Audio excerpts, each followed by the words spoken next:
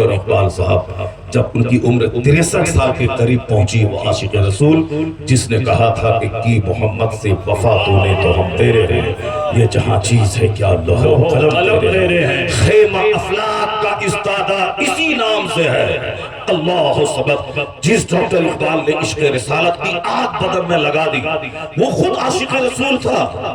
63 سال کی عمر جب ہوئی تو بے چین رہنے لگے کہ کہیں میری عمر حضور کی ظاہری عمر سے آگے نہ بڑھ جائے۔ اللہ سبحانہ، یہاں 90 سال کا بڈھا وہ مرنا نہیں چاہتا۔ یہی تو فرق ہے ایک اسلامی سوچ اور اینٹی اسلامک سوچ میں۔ ہمارے سماج کا جاہل بڈھا 90 سال عمر ہو گئی، ایک لمبی زندگی وہ گزار لیا دنیا میں، اور پھر بھی وہ مرنا نہیں چاہتا۔ وہ کہتا ہے حضرت 90 سال کی عمر ہے کیا، وہ تو 105 سال زندہ رہا۔ کون ہو؟ 25 سال کی طاقت الگ ہے، 50 سال پلس والی طاقت الگ ہے۔ ہم کھوجیں گے کہ وہ طاقت ہمارے پاس آ جائے، کہاں سے آ جائے گا؟ سارا آدمی الٹا پلٹا سوچتا ہے۔ یہ 70 سال کا بوڑھا کالا خضاب لگا لیا سر میں، کالا خضاب لگا لیا داڑھی میں، کیوں لگایا؟ تاکہ وہ جوان دکھے تو ٹھیک ہے، بال کالا ہو گیا، مگر یہ ہڈی کو کیا کرے، یہ رگ کو کیا کرے، یہ کمر کو کیا کرے؟ اعلیٰ حضرت سے کسی نے پوچھا کہ بابا یہ کالا خضاب لگانا کیسا ہے؟ تو اعلیٰ حضرت نے بولا حرام ہے۔ کہا لوگ اپنی بڑھاپے کو چھپانے کے لیے، جوان دکھنے کے لیے لگاتے ہیں خضاب کالا۔ تو اعلیٰ حضرت نے کہا تھا کہ بوڑھے بیل کی سینگ میں تیل لگانے سے بیل جوان نہیں ہوتا ہے۔ بوڑھا بیل سینگ میں تیل لگا دیتے جوان ہو جائے گا؟ نہیں ہوگا۔ تو اپنی عمر کی حد میں رہی۔ اب سوچئے کہ میری عمر 70 سال ہو گئی، میری عمر 60 سال ہو گئی، میری عمر کے 50 سال ہو گئے، جوانی کے دن ہیں 40 سال کے نیچے، 40 سے آگے ادھیڑ ہو گیا، اب جوان نہیں رہے، مگر آپ کی سوچ جوان ہی ہے، میں جوان ہی ہوں۔ 40 کے آگے آپ ہو گئے ادھیڑ، 50 کے آپ پار کرنے کے بعد آپ ہو گئے بوڑھا، جیسے ہم ہو گئے بوڑھے، 50 پلس ہم ہو گئے۔ اب ہم سوچیں گے عبد القادر صاحب کی طرح جوان رہیں، نہیں ہوگا۔ اب ہم سوچیں گے صاحب غلام نور مجسم کی طرح میں جوان رہوں، نہیں ہوگا۔ 50 سال کے بعد عمر بڑھاپے کی طرف چلی جاتی ہے، 60 سال کے بعد سمجھ لیے کھیل ختم۔ 60 سال کے بعد بندہ زندہ اگر ہے تو بونس کے طور پر ہے، زندگی ختم ہو گئی اس کی۔ 60 سال کے بعد وہ بونس کے طور پر ایک گفٹ ہے، زندہ ہے۔ 60 سال کے بعد وہ بونس کے طور پر ڈاکٹر اقبال صاحب جب ان کی عمر 63 سال کے قریب پہنچی، وہ عاشق رسول جس نے کہا تھا کہ کی محمد سے وفا تو نے تو ہم تیرے ہیں، یہ جہاں چیز ہے کیا لوح و قلم تیرے ہیں، خیمہ افلاک کا استادہ اسی نام سے ہے اللہ سبق۔ جس ڈاکٹر اقبال نے عشق رسالت کی آگ بدن میں لگا دی، وہ خود عاشق رسول تھا۔ 63 سال کی عمر جب ہوئی تو بے چین رہنے لگے کہ کہیں میری عمر حضور کی ظاہری عمر سے آگے نہ بڑھ جائے۔ اللہ سبحانہ، یہاں 90 سال کا بڈھا وہ مرنا نہیں چاہتا۔ یہی تو فرق ہے ایک اسلامی سوچ اور اینٹی اسلامک سوچ میں۔ ہمارے سماج کا جاہل بڈھا 90 سال عمر ہو گئی، ایک لمبی زندگی وہ گزار لیا دنیا میں، اور پھر بھی وہ مرنا نہیں چاہتا۔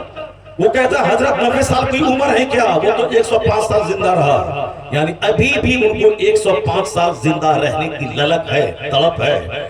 وہ نہیں ملنے والے سے کہتا ہے کہ اب میری عمر ہو گئی 90 سال، میں تو لٹکا ہوں، میرا پاؤں قبر میں لٹکا ہے، حضرت میرے لیے خاتمہ بالخیر کی دعا کر دیجیے۔ حضرت میں آپ کو گواہ بنا کے میں توبہ کرتا ہوں سارے گناہوں سے، اور میں کلمہ پڑھتا ہوں آپ کا ہاتھ پکڑ کر لا الہ الا اللہ محمد رسول اللہ۔ جتنے عالم ان کے پاس آئے ان کو گواہ بنا کے کلمہ پڑھنا چاہیے، چونکہ 1 منٹ کے بعد وہ مر سکتا ہے۔ گناہ سے سچی توبہ کرنی چاہیے، اس کو گواہ بنا کے اپنے آپ کو مسلمان بتانا چاہیے۔ میں گواہی دیتا ہوں کہ اللہ کے علاوہ کوئی معبود نہیں ہے۔ وہ نہ دوائی کی بات کرے گا، نہ کپڑا کی بات کرے گا، نہ زمین مکان دکان کی بات کرے گا، نہ اپنی نتنی اور پوتی کی شادی کی بات کرے گا۔ اس بڈھے کو ہر وقت موت کی بات کرنی چاہیے، کہ اب مجھ کو تو 25 سال پہلے مر جانا تھا، مگر میری عمر کے 90 سال ہو گئے، بس اللہ کا کرم ہے کہ میں زندہ ہوں تو آپ میرے خاتمہ بالخیر کی دعا کر دیجیے۔ اس کا پاؤں سوکھے، شوگر ہو، ہارٹ کی بیماری ہو، کچھ بھی ہو، اس کو ہمیشہ موت کا چرچا کرنا چاہیے، لیکن جینے کی طلب اتنی ہے اس کے اندر میں کہ جو مولانا صاحب آتے ہیں خاتمہ بالخیر کی بات نہیں کرتا، وہ بات کیا کرتا ہے، حضرت سانس پھول رہا ہے، کوئی دوائی وائی ہے، کوئی اچھا، آپ تو پورے ہندوستان گھومتے ہیں، کوئی ڈاکٹر کو دیکھتے ہیں، آپ خود ڈاکٹر ہیں، حضرت ہم کو کوئی دوائی دے دیجئے، بہت سانس پھول رہا ہے، یہ بولتا حضرت یہ گھٹنا میں بہت درد ہے، کوئی ڈاکٹر ہے، کوئی دوائی وائی تو دے دیجئے، حضرت روٹی نہیں پچ رہی ہے، پہلے تو 10 روٹی کھا لیتے تھے، اب جو 2 روٹی کھاتے ہیں تو الٹی ہونے لگتی ہے، حضرت کوئی دوائی وائی ہو تو دے دیجئے، یہ بتائیے، اس پر افسوس کیجئے۔ یہ 95 سال کا بوڑھا یہ جینے کے لیے مولانا مولوی پیر صاحب سے دوائی ڈھونڈ رہا ہے، نہ قبر کا چرچا ہے، نہ محشر کا چرچا ہے، نہ پلسرات کا چرچا ہے کہ پلسرات پہ گزرنا ہوگا، وہ پل جس پہ سب کو گزرنا ہوگا، جو جہنم کے اوپر میں پل ہے، جو پال سے زیادہ باریک، تلوار سے زیادہ تیز ہے، اسی دھاردار تلوار پہ چل کے آگے جنت ہے۔ بہت سے لوگ 1 قدم چلیں گے جہنم میں گر جائیں گے، بہت سے لوگ 10 قدم چلیں گے جہنم میں گر جائیں گے، بہت سے لوگ 50 قدم چلیں گے جہنم کی آگ میں گر جائیں گے، اور وہ جو پل صراط پار کرے گا تلوار سے زیادہ تیز، بال سے زیادہ باریک، اور 500 سال کی مسافت کے برابر کا پل ہے، 5 دن نہیں، 5 مہینہ نہیں، 5 گھنٹے والا پل اگر ہو تو یہاں سے لکھنؤ تک کا پل ہو جائے گا، یہاں سے لکھنؤ تک آدمی گھوڑا دوڑا کے بائک لے کے چلا جائے گا، 500 سال، اللہ صبر۔ یہی تو فرق ہے، نیتا دنیا کی بات کرتا ہے، دنیا دار، انجینئر، ڈاکٹر، پروفیسر صرف کھانے پینے مال متا کی بات کرتے ہیں، اور ایک عالم دین آخرت کی بات کرتا ہے، وہ جنت کی بات کرتا ہے، جسے پل صراط سے گزرنا ہے، جسے جہنم کے اوپر میں اس پل سے گزرنا ہے، 500 سال کی مسافت کے برابر ہے وہ پل، اس کے بعد ہی ہے جنت وہاں جانا ہے۔ کبھی یہ 95 سال کا بوڑھا اس پل صراط کی بات نہیں کرتا ہے کہ حضور اس پل پہ کیسے پار کریں گے، کوئی نسخہ بتائیے، کوئی سامان بتائیے، کوئی وظیفہ بتائیے، کیسے اس پل صراط سے گزرنا ہوگا۔ گزرنا تو سب کو ہوگا، جیسے موت کا مزہ سب کو چکھنا ہے، پل صراط سے بھی سب کو گزرنا ہے۔ حضور کوئی نسخہ بتا دیجیے تاکہ آسانی سے گزر جائے۔